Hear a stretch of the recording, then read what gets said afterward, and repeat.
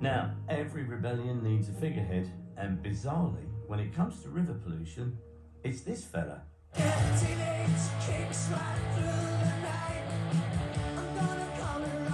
Feargal Sharkey, so it is now. This river should be full of wild brown trout and should be the best habitat on the planet. It's not. We've got a muddy, grassy ditch driven by incompetence.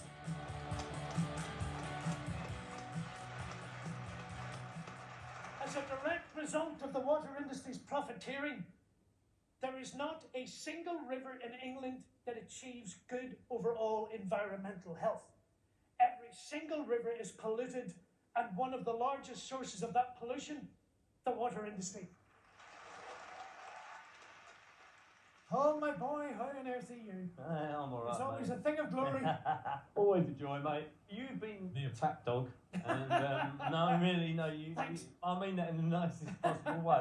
No, don't worry, he won't bite you. Don't worry. Go on, kill. In my defence, Paul, I did not want to be doing this. I don't want to be doing it. I retired 10 years ago. Yeah. So I was content and happy just going fishing. Okay, so I'll play devil's advocate for a bit now, Ferg, all right?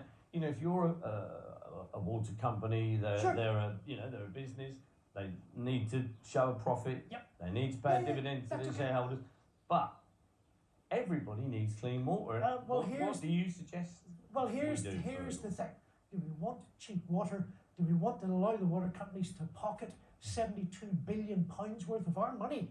Or do we want to preserve these rivers? And we're clearly going to have to look at how we balance that. Because right now we have water companies whose job is to provide us with water at the cheapest price possible. And regulators in the shape of Ofwat, the Environment Agency, who was supposed to be monitoring and ensuring there was no detrimental environmental impact.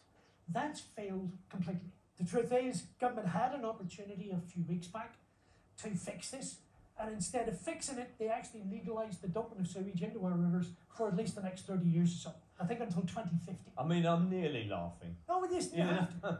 You have to. The whole situation right now is so chaotic that about 2 weeks after publishing that plan, the new Secretary of State made an announcement in Parliament that he had ordered the water companies on his first day in office to come up with another new plan within another 2 weeks. Where are the grown-ups? If it takes a couple of idiot children like you and me, you know, to highlight problems, where are the adults making the policy? They simply have not been in the room. That's the brutal reality of it. There is not a single river in England that is in good overall environmental health. Not one. Every single river in the country is polluted. And we've allowed that situation to exist.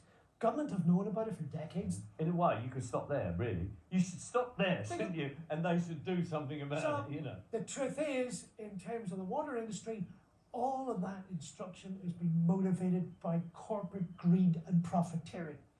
And the term fat cat is often used, but in this case is appropriate.